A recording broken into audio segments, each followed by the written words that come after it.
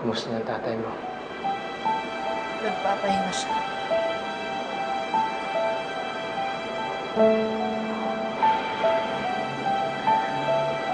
Santina, kung kailangan mo ng pera pambayad sa ospital. Hindi ko kailangan ng tulong, boyfriend. Bakit? Nagigilty ka ba sa ginawa mo? Kaya mo gusto tumulong sa akin. Sa tingin mo ba, magbubura ng pera yung kasalanan mo? Santina, ilang beses ko ba sabihin sa'yo? Wala akong kinalaman sa nangyari sa inyo. Wala akong ibang pinagsabihin sa pagkikita natin.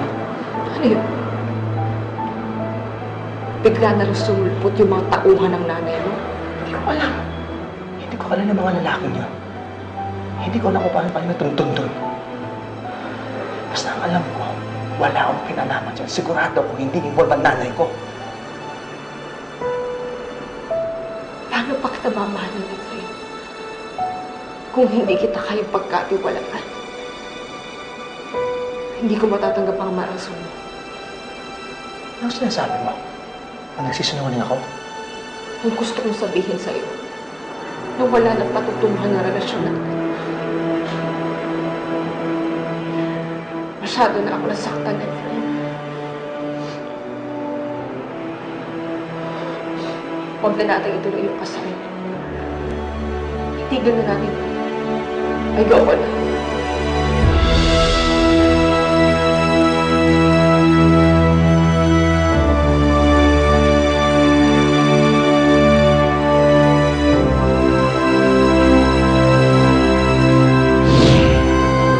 Huwag na natin ituloy ito, Efrain. Itigil na natin ito. Ayoko na, Efrain. Santina, bakit natin kailangan mapunta sa ganito? Di ba may usapan tayo? Sabi natin, labas tayo sa mga gulo ng mga magulang natin. May paglalaban natin ang relasyon natin. Ngayon parang umaayaw ka na. Dahil pang usapan yung pinabaril ng nanay mo at tatay ko. Nabes ko lang sabihin sa'yo, walang kinalaman ng nanay ko. Oo, abot langit ng galit ng nanay ko sa tatay mo. Pero hindi pa rin niya magagawa yun. Ano hindi? Nakikita mo ba ang tatay ko? Nag-aakaw buhay ng dahil sa inyo. Sana pala hindi na lang ako tumawag para humingi ng tulong sa'yo. At sana hindi na rin ako naniwala sa mga pangako mo po, protektahan mo kami. Kukusa lang sana kami sumuko. Hindi sana aantok sa ganito. So ano ngayon? Sinisisi mo ako?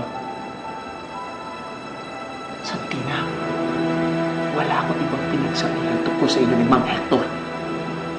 Baka naman gusto mo masamang mangyari sa inyo. Santina naman, lahat ng tulong at pagmamahal binigay ko na sa inyo.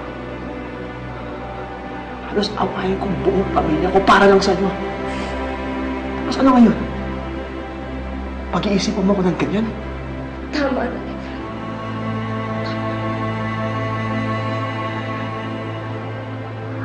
Pagod na ako.